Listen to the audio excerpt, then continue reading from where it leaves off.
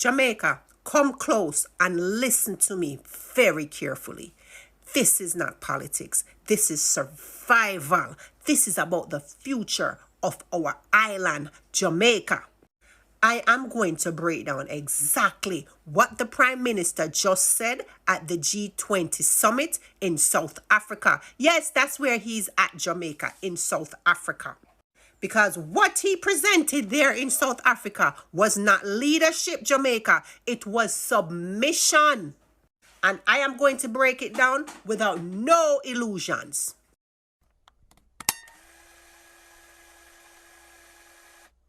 The Prime Minister stood in front of the G20, the 20 most powerful nations on earth, Jamaica.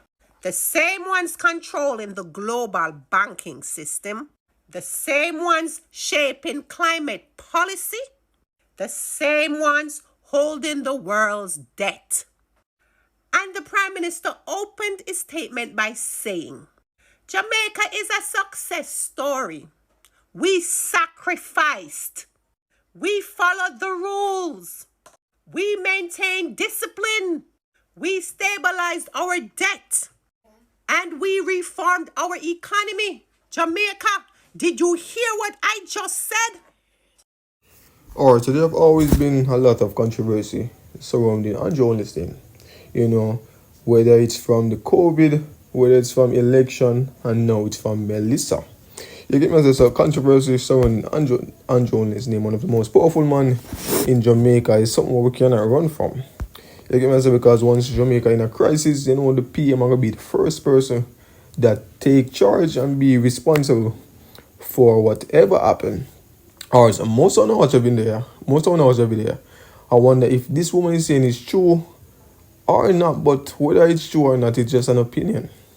You get me? I said basically what she have observed, and she's basically telling us true. Stood in front a social of the media G20, platform. The 20 but most powerful nations on earth, Jamaica. The same ones controlling the global banking system, the same ones shaping climate policy, the same ones holding the world's debt. And the Prime Minister opened his statement by saying, Jamaica is a success story. We sacrificed. We followed the rules. We maintained discipline. We stabilized our debt. And we reformed our economy. Jamaica, did you hear what I just said? He walked into the room like a student reporting to the headmaster. He did not walk in as a sovereign leader. He walked in as someone proving. He said, we obeyed, we complied. Now please treat us good. But he did not stop there. He used Hurricane Melissa like a tool. He said Hurricane Melissa devastated Jamaica and disrupted our development, destroyed our progress. And so now, Melissa will negatively affect our debt trajectory. So Hurricane Melissa became the reason, the excuse, and the justification. Melissa is now the currency they will use to tighten the climate agenda. But hold on, Jamaica did not just magically appear in a hurricane belt in 2025. We have always been in a hurricane belt. Storms are not new. Disaster is not new. But Jamaica, the timing is what's strange. The way Hurricane Melissa moved is what's strange. The fact that the PM used Melissa as the spearhead at the G20 speech is what's strange. Because instead of talking about things like evacuation failures, delayed response, no preparedness system, no food security plans, no national shelter upgrades, he used Melissa to sell Jamaica as a victim. Not to defend us, but to justify new climate financing. And that Jamaica comes with new rules. Now, what did the PM actually ask the G20? Listen, Jamaica, because this is where it gets dangerous.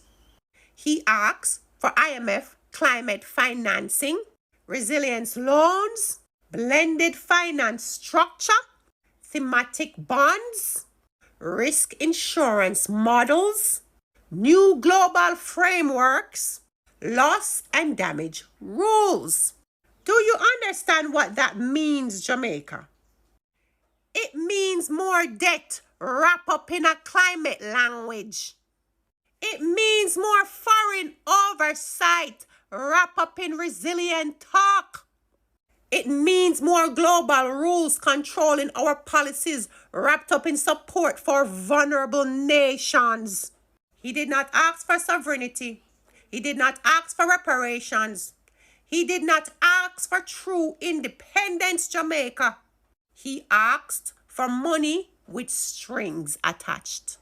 He asked for a system that tracks us. He asked for climate-based agreements that turns Jamaica into a case study, a laboratory. And here is the part he think we will not notice. The PM said at the G20, we must preserve the IMF resilience and sustainability. Trust. Do you know what that is, Jamaica? It is a climate loan system that comes with the following: conditions, reforms, monitoring and data control, and of course, oversight of national decisions. It is not free money, Jamaica. It is not reparations, Jamaica. It is not justice. It is climate debt. And it is disguised as help. It is a leash, Jamaica. It is a collar. And small islands are being lined up one by one to wear it. So here is what the PM did not say at the G20. He did not mention oil drilling off the coast of Jamaica. He did not mention seabed extraction. He did not mention mining deals. He did not mention foreign companies controlling our natural resources. He did not mention the Thunderball oil block. He did not mention the fault lines or the methane risk. He did not mention the environmental danger. Nor did he mention the people still suffering with no lights, no water, and no food after Melissa. He did not mention the communities that are abandoned, the evacuation failures, the destruction, Jamaica, that was predictable. He did not mention the reason Jamaica remains vulnerable: foreign contracts and a government that does not build local resilience. He did not speak with the fire of a leader defending the land. He spoke with the tone of a man selling Jamaica as a climate vulnerable investment opportunity. Did you hear me, Jamaica? He sold us as a climate vulnerable investment opportunity. You see the real meaning of that G20 speech, Jamaica? I'm wanting to hear me loud. Your Prime Minister just positioned Jamaica as the model student of the IMF, a compliant partner to the global powers, a climate vulnerable asset ready for investment, a country willing to adopt global rules, a nation seeking more climate debt, a small island waiting on big brothers to rescue us. This is not sovereignty. This is not independence. And Jamaica, this is not leadership. This is submission disguised as diplomacy. Ask yourself, why is Jamaica aligned so fast with global climate finances right after Melissa? Right after rising oil exploration activity? Right after mining expansion? Right after seabed surveying? Right after foreign companies circling our waters? Right after the constant traveling of our Prime Minister to these climate finance and investment summits? And now Jamaica, the G20. something Jamaica has never been invited to before. Why now? Why the timing? Why the alignment? Because Jamaica is being lined up to be the prototype.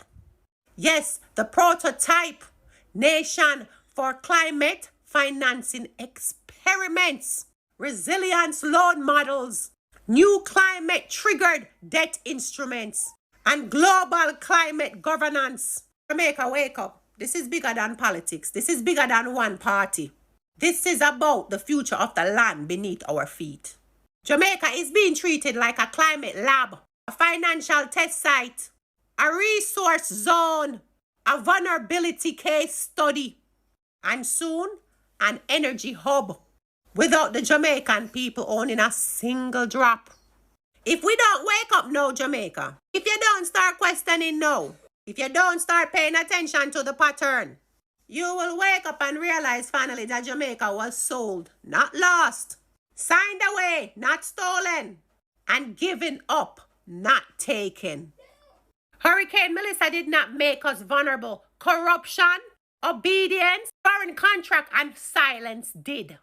And now vulnerability is used to sign Jamaica into deeper systems that only benefit the Talk global about it though. powers. Most people wonder what is the G20. So the G20 is a group of 20. It's a forum of a major economies, 19 countries plus the European Union. So it started as a meeting of a finance minister and the central banks, but has evolved into a leaders head of state summit. So its core mission is international economics cooperation, coordinating policy, financial stability, trade, and development. So what it focuses on is what is the focus, the main purpose of the 2025 G20 summit that only attends. So Prime Minister only attended 2025 G20 Leaders Summit in South Africa. Some of the key purpose of this summit, inclusive and sustainable economic growth. So the basically the G20 is it's like a meeting of powerful people or prime minister or head of states from 20 different countries, just to figure out what's going to be the next step of solving this problem. It's like a company meeting, when you're at a company, you have supervisors from each different department. Basically, they come together plus the CEO to decide what's the next step of improving productivity. You get me saying? So that's basically what it is.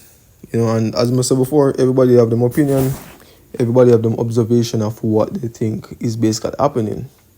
You get me saying? But the thing we need to learn about human, I guess it's a human nature. It doesn't matter who is the prime minister. I think everybody can always secure themselves first. It can always be, them before everybody else. You get me say? And the way I see it, you're the prime minister, you're the person that everybody picked to run this country. And I think that it's supposed to be the other way around. It's supposed to be the country first, then you. That's my opinion. You get me say? Because that's like you being a father. If you're a father to a boy or a girl, you basically got to put them first. You get me say? And I think it's the same thing of running a country. And when you're doing things and we're not seeing changes, improvement, and you're not showing accountability for whatever you're doing that involves the public, I think that's another red flag.